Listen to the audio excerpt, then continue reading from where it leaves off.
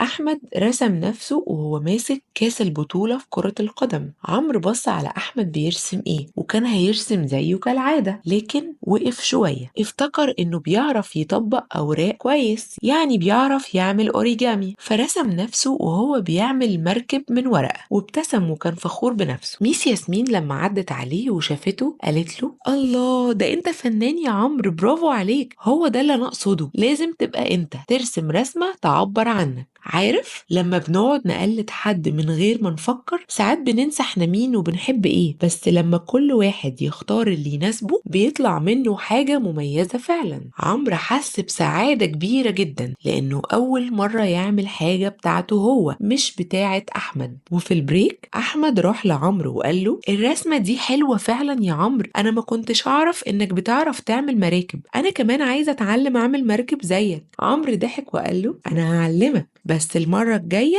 تعمل المركب لوحدك. وضحكوا هما الاتنين ومسكوا ايد بعض وراحوا يلعبوا زي زمان، بس المرة دي كل واحد بطريقته، كل واحد بيلعب بالطريقة اللي بتعبر عن شخصيته. وفي آخر اليوم كانوا بيلعبوا مع بعض زي زمان. لا أحمد بقى زعلان عشان عمرو بيقلده، ولا عمرو كان زعلان عشان مش عارف هو بيحب ايه.